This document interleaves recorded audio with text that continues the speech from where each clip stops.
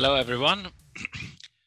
Welcome to the workshop, Increase the Visibility of Your Scholarly Journals. Yeah, my name is Günther Hansen. I'm Manager Research Intelligence at Elsevier, and I'm moderating this workshop. Well, as a scientific publisher ourselves and with around 25,000 scientific journals out there, this is at least the numbers in Scopus, we are facing the game on visibility ourselves, on article levels and usage. I'm very happy to introduce our two speakers today. By the way, this is our agenda. Our speakers are Ornella Piazza. She's a professor in anesthesia and intensive care at the University of Salerno. Her research focuses on biomarkers in critical care patients, in particular in sepsis and septic shock. She's founding editor of Translation Medicine. And we have Promita Chatterjee as a director of journals for Digital Commons at Elsevier. Promita works closely with academic communities to understand emerging trends, inform product innovation, and build visibility and impact for open access journals on Digital Commons platform. So before we start, let me just close with a few comments on housekeeping. But before I do that, I want to thank my colleague, Alexandra Buitendijk, for organizing this workshop together with EASE. So on the housekeeping, all the questions, please type them in the Q&A widget. We don't unmute you, and there will be a Q&A session at the end of this presentation. Second, this session will be recorded, and recording and slides will be made available afterwards.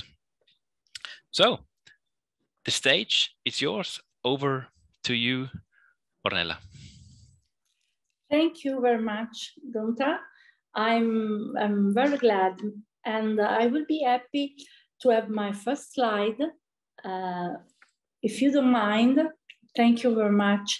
As Günther already said, I'm a professor of medicine. I teach anesthesia and intensive care at Salerno University. And with the Salerno University School of Medicine, we started a very important experience for me and for my colleagues to found and create a new journal. May I have the next slide?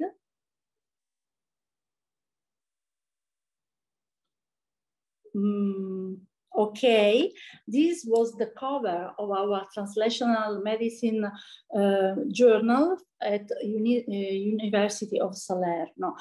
This cover was created for our journal by a painter, which is very well known, who is Paolo Aiello. Paolo Aiello created this painting, which was absolutely extraordinary. And I would like to show the painting again, because it has some of the meaning of our journal.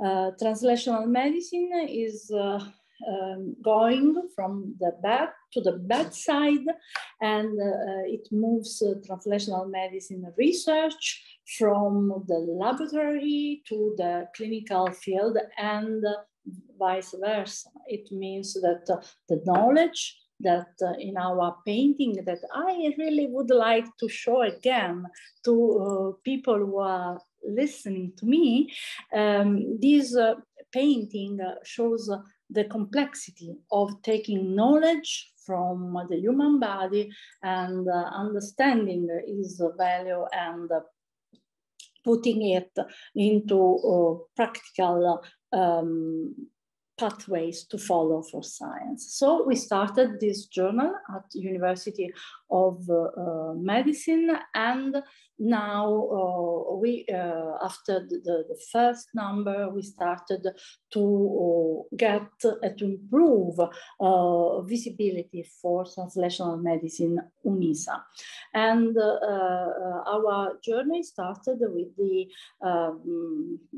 indexing in National Library of Medicine and PubMed and Medline, but at the same time we applied for Web of Science, and we are planning to apply for Scopus.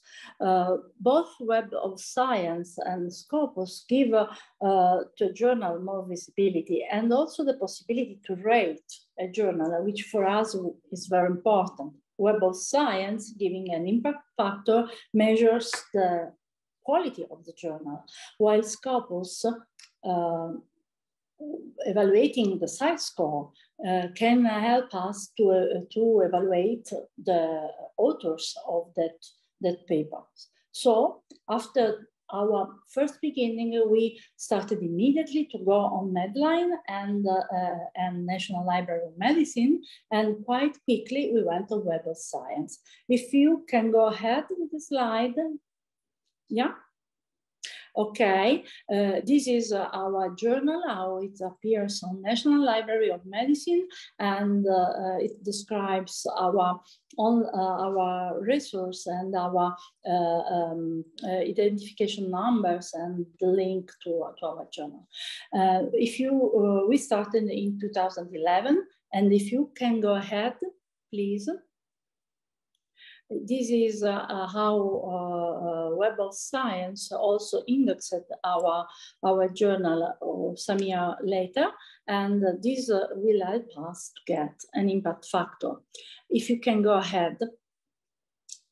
We started in 2020 to understand that our visibility, even if we already published many articles, many good articles, our visibility was quite scarce. And so we tried to improve it, and we connected with our new editor-in-chief, who is Professor Caruso from University of Palermo. We connected Digital Commons to help us to improve the quality of our publication. And as you can see in the upper diagram, you can see easily that starting in November 2020, our downloads were not so many, but 2 years after, less than 2 years after, the number of our download increased enormously.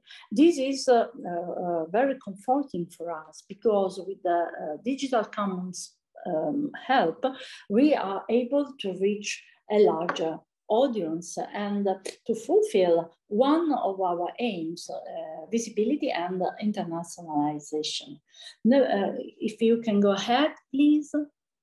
Nevertheless, we are very, very careful to improve visibility. We are very eager to improve visibility. Nevertheless, we are also very careful and very,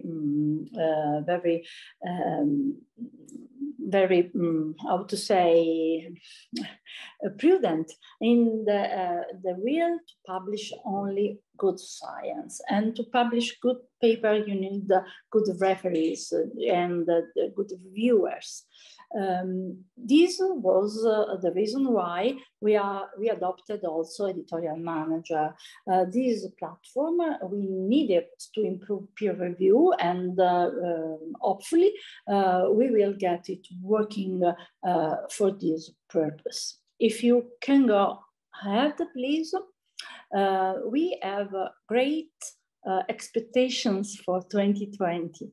And I'm talking also on behalf of my colleagues in the editorial board. First of all, we are trying to get our indexing in the directory of open access journals, and we are planning to apply for Scopus in indexing. If you can go ahead, you can see that our journal had, okay, has increased the number of downloads. And in the past year, we got 2,085 downloads, which is not so bad, considering that we are working only on the last 28 papers. If you can go ahead, I will show you, ahead, please, what is on the door of my office. Every time I go out to go back home, I can see this paper I got printed on and I put on the door. Head, please. Okay, this is the paper, but you can see better in the next slide. This is my favorite paper. Out of the more than 200 papers we published as Translational Medicine UNISA. This paper, which has a number of downloads too, is by Guido Barbuiani and is a 2014 paper. The title is Reasoning Has Become a Luxury. We want visibility, we want our journal to go ahead, but we want quality for research. And often as a researcher, I have to tell you that this pushing for publication may be sometimes dangerous, and it can endanger the quality of publication. And I will remember every day to myself that, okay, publishing is very important, getting visibility is very important, but reasoning is not a luxury. Reasoning is a duty and a right of any researcher and editor. Thank you very much. Thank you so much, Ornella. That was a lovely presentation and a lovely history of your journal and the way that it's developed. In the next part of our presentation of our workshop today, I'm going to be in a discussion with Ornella on some key questions that we hear about a lot with Digital Commons editors, and we're going to draw on Ornella's insights to hear more about how her experience has helped improve translational medicine. So the first topic I want to talk about is Diamond Open Access. I know that translational medicine has started off from the very beginning using this model. This is a model that we see as being on the rise across publishing communities. Most notably, there was a big program from Plan S, where including a big investigation and data looking at different Diamond Open Access journals across the globe. You can also see on the left here a chart that shows the quite a big growth of Diamond Open Access journals on DOAJ. But Ornella, I kind of wanted to hear this from your words. Why was this a model that you chose? I know you chose it really early on before, we've been hearing so much about it in the publishing world. So can you tell us a little bit more? Yes, thank you, Promita. We are a university journal. University of Salerno is located in the south of Europe, and the south of Europe needs more and more journals and more researchers and more possibility to develop good science. So when we started the journal, our aim was to publish good science, but available for everyone, not only for people who had to publish it, but also for students and researchers who had to download it and to read it and possibly to cite it, obviously. Citation is very important, and you can increase citation by giving open access to your paper. But when we started, our mind was not focused on the possibility to get cited. The possibility was to reach as many people as we could. And this is still what I think is very important, making science available for everyone.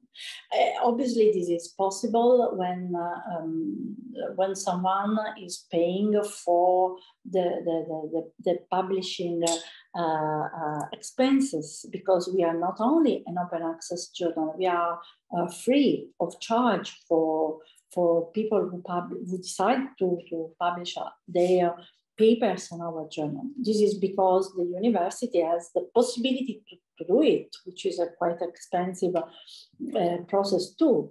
But maybe we were not exactly pioneers in this Diamond Open Access model, but surely we understood since the beginning that this was the model which respected our ethics. I like that a lot. So it's the model that respected your ethics. It's the model that allowed you to get greater visibility and to succeed. But it also sounds like it's a model that was useful to researchers from southern Spain, because they could submit to your journal without high fees. I also wonder, you said something really important that I think would be helpful for the audience, is that your university finds the journal very important to show off the research that it's doing. Can you tell me a little bit more about why the university thinks that the journal is important? Oh, well, Italian university, as many other countries, they have a system for rating, and internationalization is one of the key points to get a good rate in this evaluation system. University of Salerno thought that giving access, open access to our journal would help the internationalization process. Moreover, Salerno is in the south of Italy and in the very south of Europe, and Salerno looks at the Mediterranean Sea and the cities and the universities and the researchers on the Mediterranean coasts as possible authors and readers too. So in our the physical location of the university was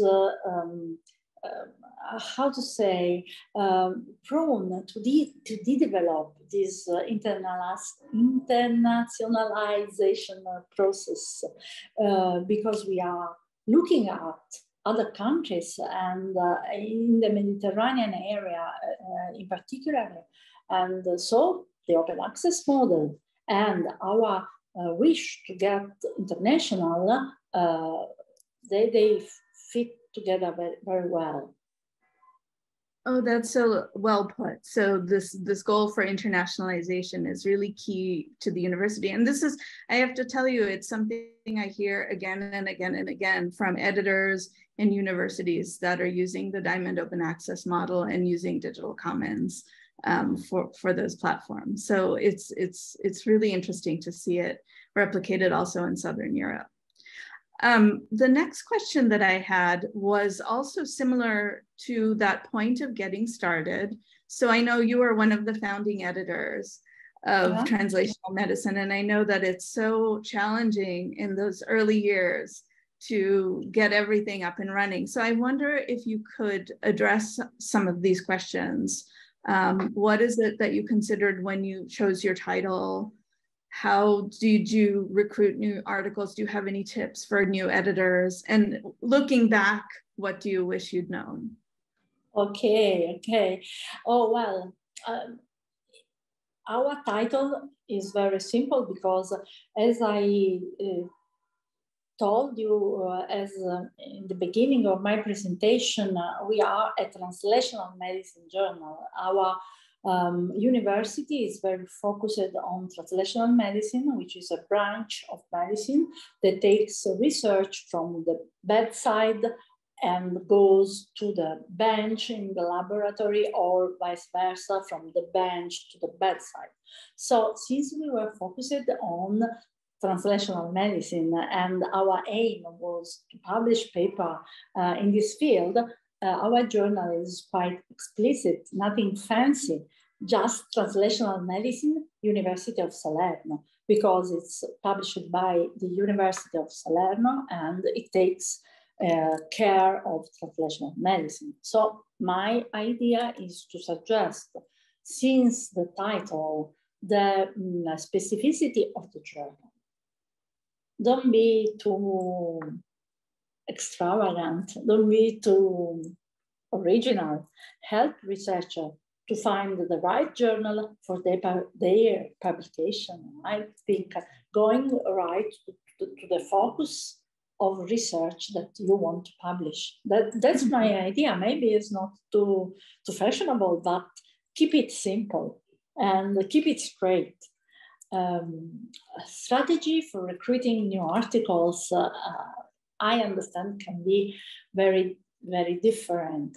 Since we are a university journal, we started from ourselves and friends and colleagues of colleagues and our doctoral students and our PhD students and everyone. And I think I bothered all the scientists I know to get some good paper to start with. And okay, so my strategy is not sending emails to everyone, letting know you exist, but specifically asking people for specific topics. So choose topics and choose good experts in that field, or talk about the journal in conferences. This is another possibility, because in conferences you meet a lot of people and you can share ideas and also get specific numbers on specific topics. What I would have liked to know at the beginning, it's how difficult it is to find good reviewers.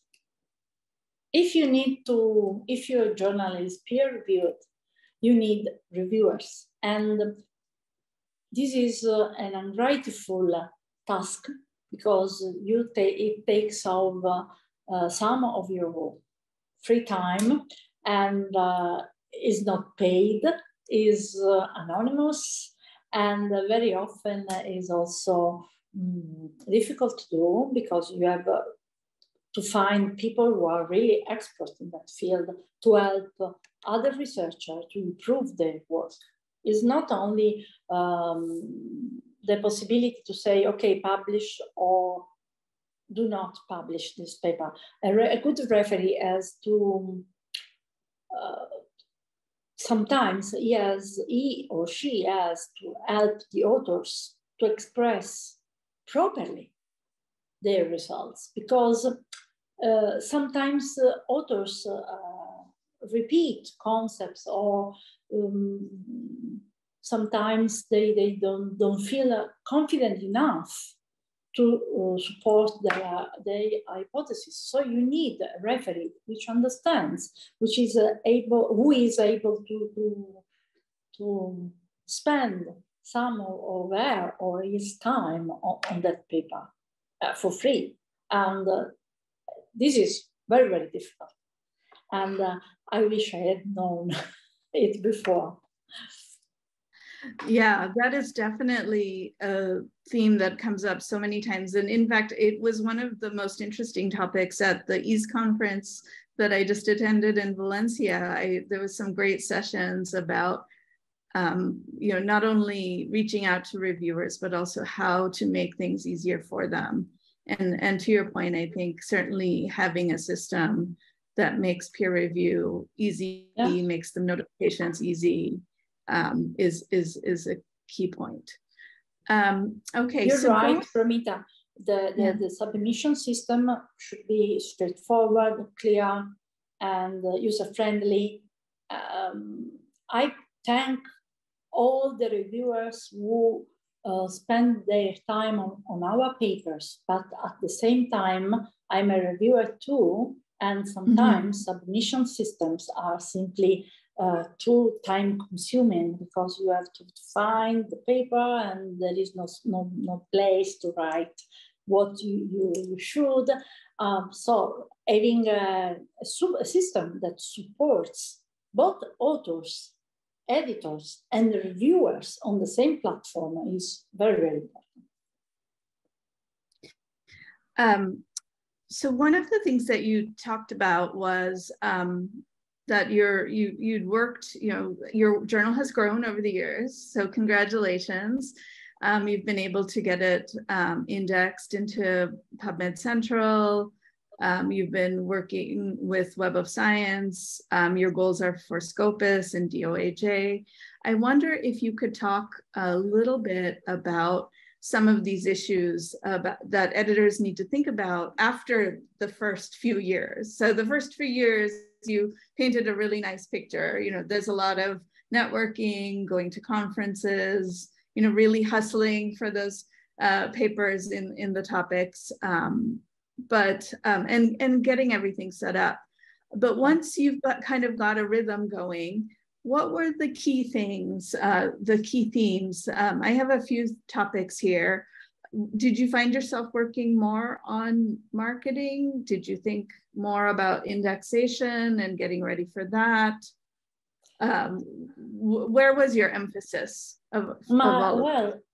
I have to admit that thanks to suggestions and good advices we had from other editors, other academic journal editors, we had good planning. And this good strategy helped us a lot. So since the beginning, we knew that we had to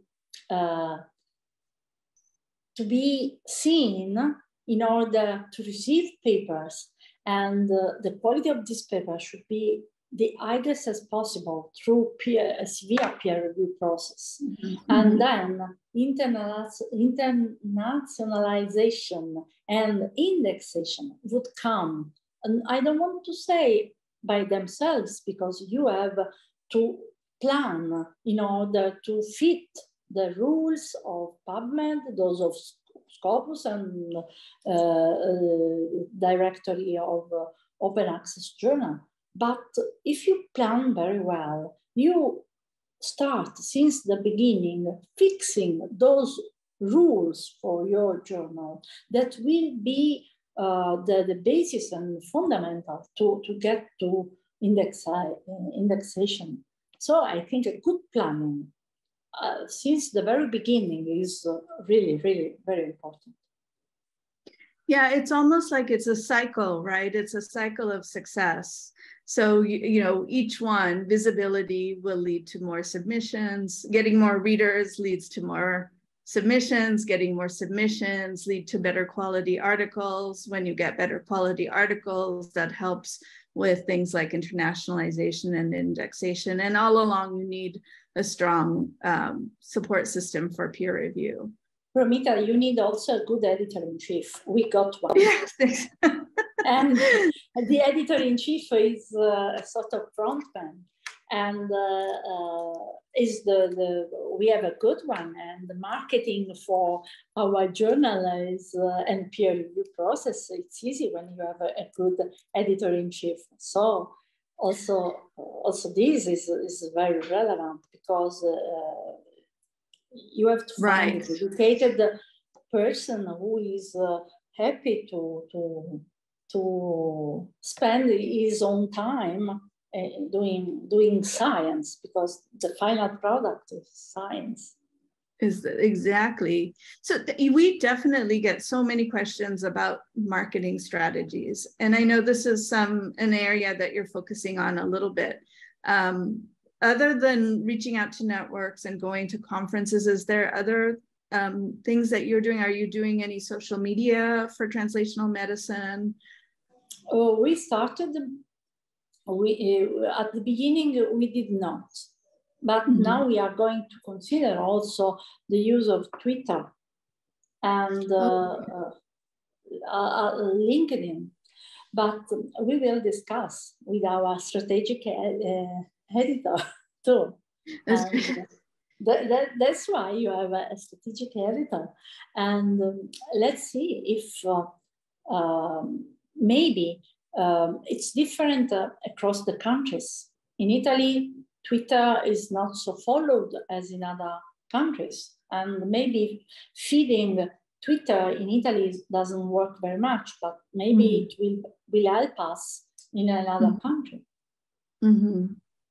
Yes, definitely different channels have different followings in different countries.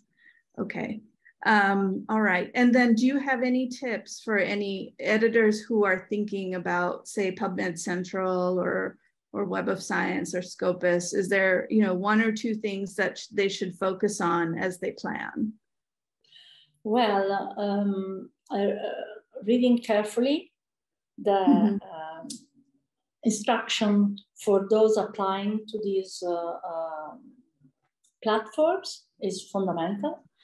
And first of all, start reading what Scopus or Web of Science or PubMed they want from you, and be absolutely certain to publish on a regular basis. Don't let gaps. Don't let gaps. Gaps are very unfortunate events. And again, get a team. Work in a team of associate editors under an editor-in-chief. Be a team with your digital commons, in our case, or editorial manager people. Be a team. Have clear plans, aims, and the strategy, and have a team. Get a team.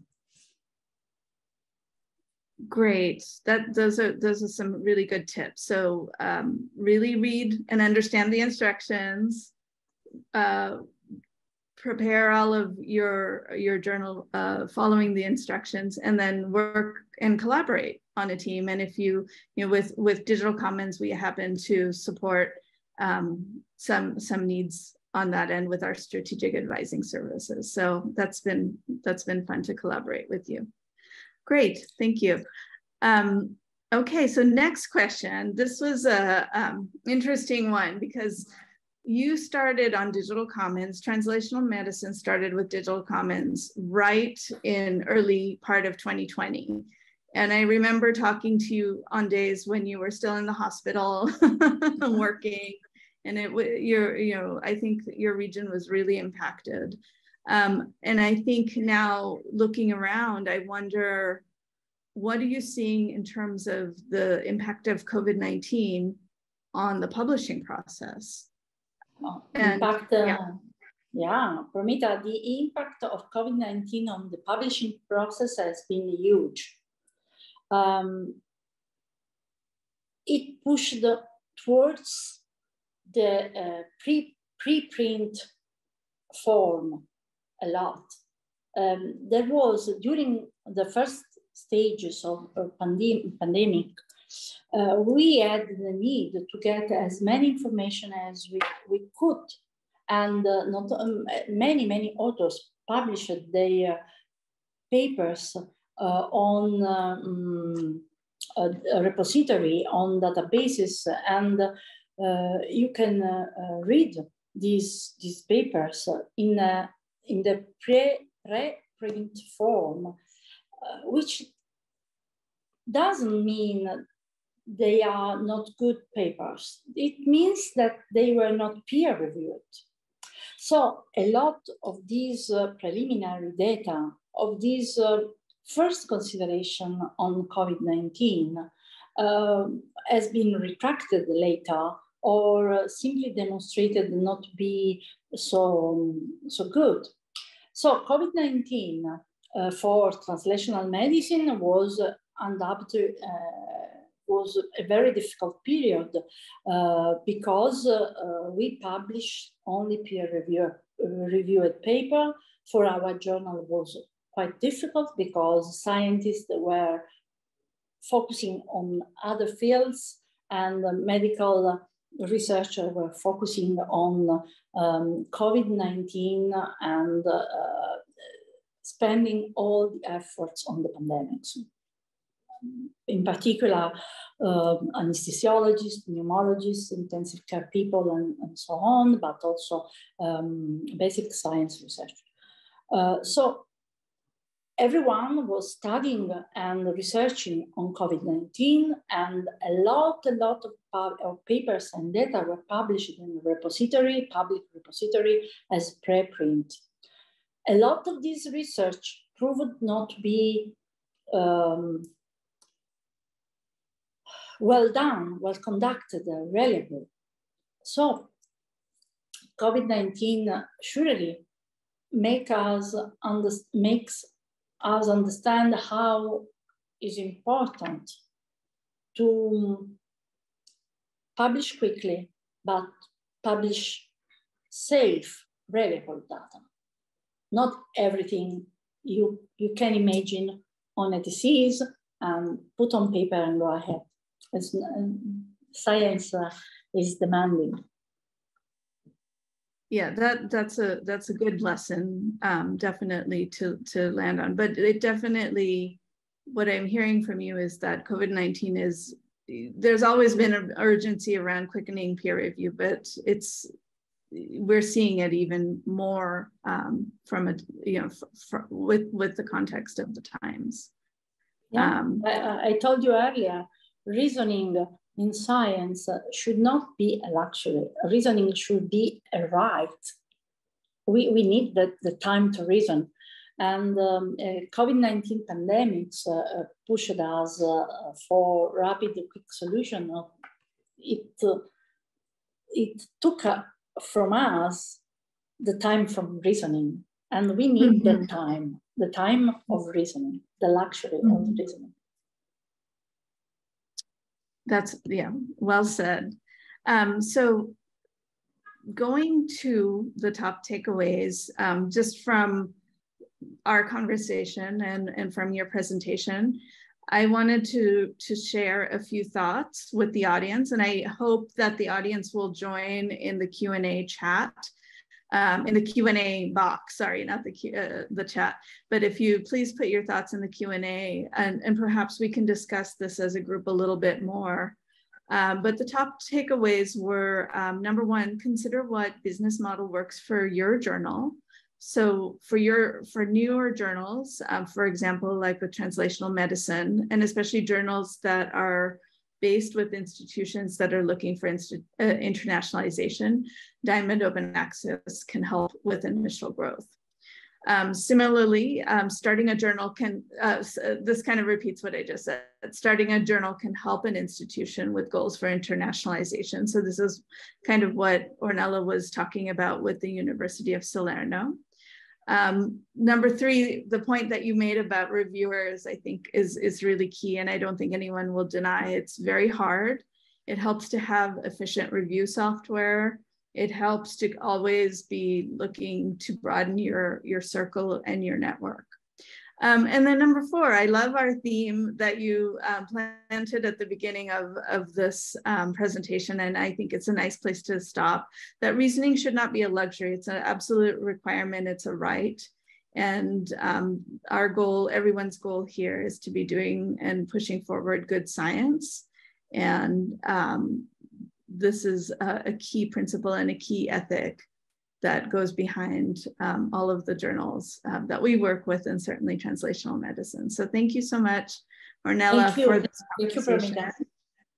Thank you very much. It has been a pleasure. Thank you for all your hard work. Thank you. Great. So now I think we will hand it back over to Gunther.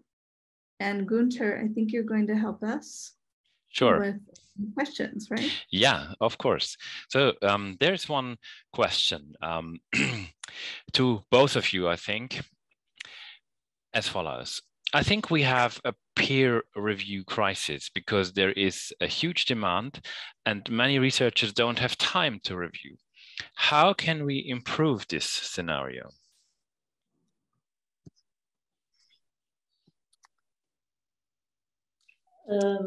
Ornella or Pramita? Yes, yes, I will start answering if you agree.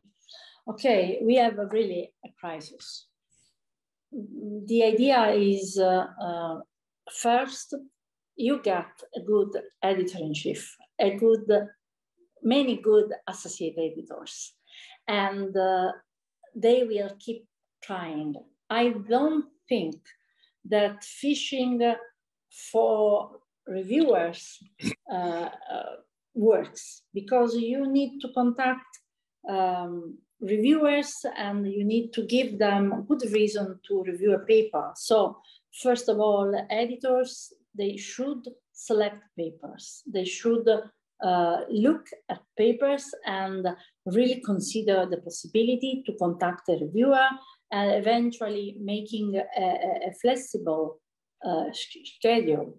Okay, if the reviewer needs 5 more days, let's help him with 5 more days, 5 more days, you know? And I think personal networking and it's very important. And the personal engagement of the editor-in-chief and associate editors, because they should somehow select the very good papers. They will, and they will select the paper that deserve a second look by the reviewer. You cannot send everything to everyone. It's unfortunately it will not work. Thank you. If you don't want to add, Pramita, I'd like to. I can add a couple things. Sure. I'll just add a few things. One of the things that we do with Digital Commons is we also, for some of our journals, is we do offer some peer review reviewer finder tools. So these are some tools that are available as part of different kind of editorial systems. And sometimes these tools can be helpful in enlarging that pool of reviewers outside of the initial networks. But essentially, it is true that there is, we're hearing so much about this crisis. So some different movements are afoot, and I think we're definitely at a time of transition. So it will be interesting to see how things evolve. Thank you very much. That is really interesting. A second question came along, I think also to both of you. How long, well, starting actually with reputation is apparently the currency of a journal. How long do you think it would take to achieve reputation?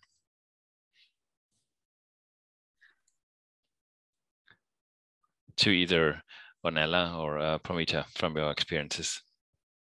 So yeah, I can. Do you want to start, Ornella, from your perspective, and then I can broaden it out? Oh, you're on mute.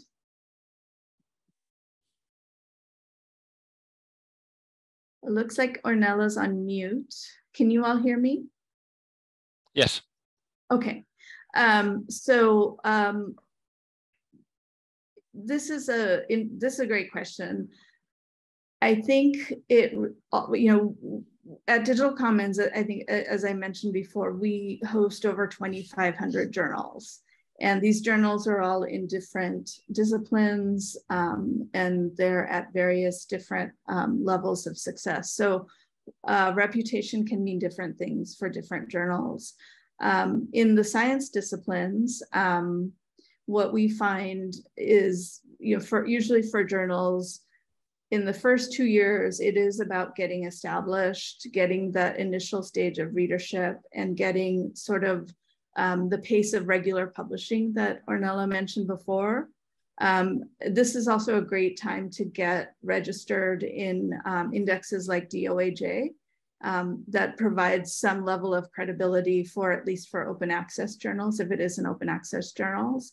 After year 3 or year 4, this is a time that journals have accrued enough readership and some citations that they can really start applying to indexes like Scopus or Web of Science's ESCI index. And this is a time where they're really getting to that stage of emerging level of reputation, of reputation. And then, you know, this is, again, generally speaking, years 4 and 5 are at a time where they end up becoming much more competitive, and then they can focus on improving their scores and becoming competitive alongside those scores. Again, if I may add something, you have to plan. Mm-hmm. Plan for avoiding plagiarism. Plan for recognizing salami publication. Plan for recognizing fake, or even fake papers. Plan in advance to be strong and serious, and accept rejection too as part of this game. Okay, thank you. There is a follow-up question on that topic. How about paying a little amount of money to the reviewers from the money charged from the authors for open access publishing costs? Well, this is not the case for Translational Medicine University of Salerno, because it is completely funded by the university, and we publish for free, and the authors are not charged. Paying the reviewers sounds difficult to me to accept. Maybe giving the reviewers a formal recognition of their work maybe will be better. Again, in Italy, we consider in academia, as a university professor, a sort of variable rule, the one of reviewers. So on my CV, I write I'm reviewer for this, and this journal. But again, it depends from countries. The idea of being paid for doing a review, okay, it may work, but may also influence the reviewer. Sorry, for me to go ahead, please. Oh yeah, I do think it kind of goes back to this question of a review being, I think in publishing parlance right now, there's a lot of discussion around reviewing being invisible labor.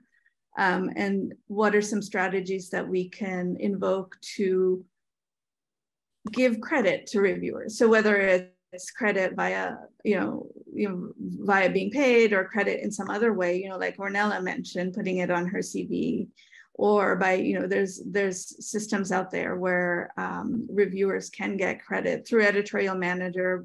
We're integrated with systems like Publons and ORCID, where reviewers can, reviewer credit can be shown. I think this is a bigger question, and I think it's a really, really important one.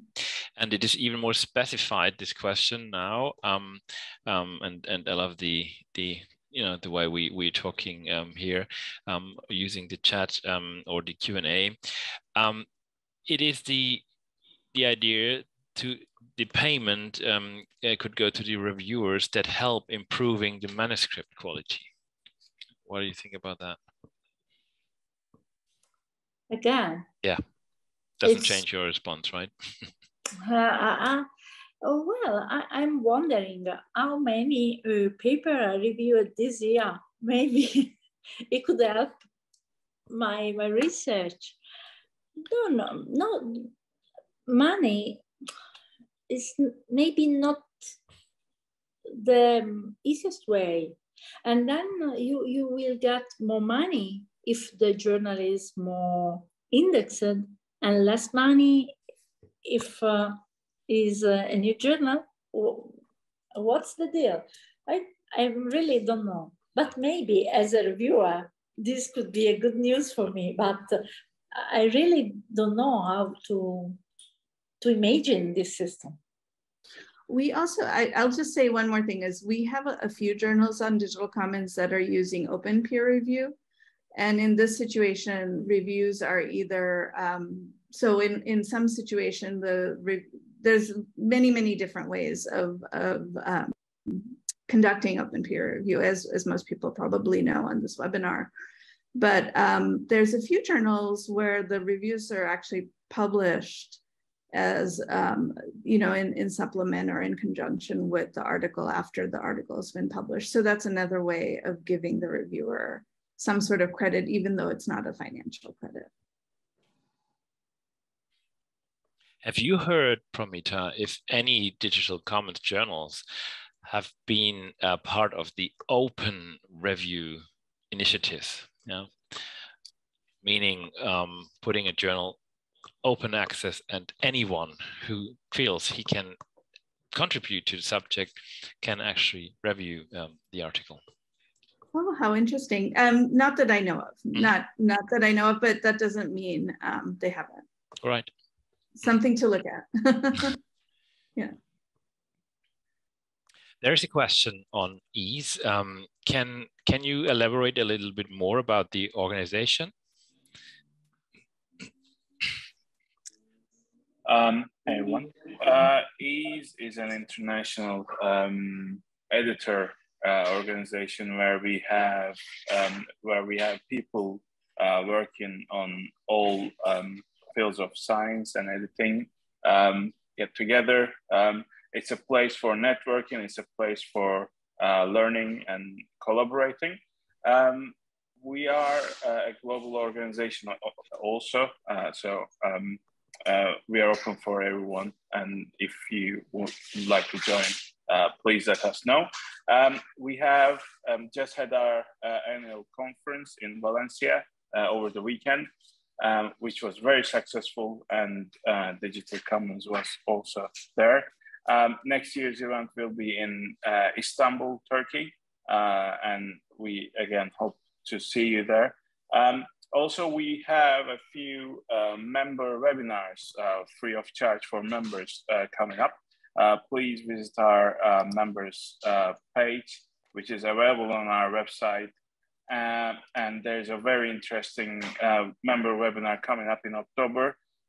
It will be presented by Elizabeth Fick.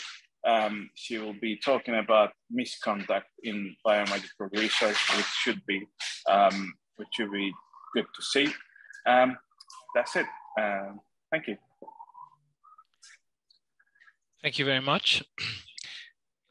There are no further questions at this point, and we may even give you a few minutes back, achieving the end of the hour now.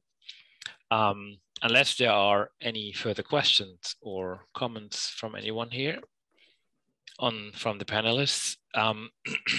Again, we will make this webinar available to you, including the slides. And well, I would like to thank you a lot for attending, first and foremost, to the speakers, Ornella, a great session, and Promita contributing here, and to the EASE organization, that we could actually have this webinar, this workshop with you here the first time from Digital Commons. I found that very exciting.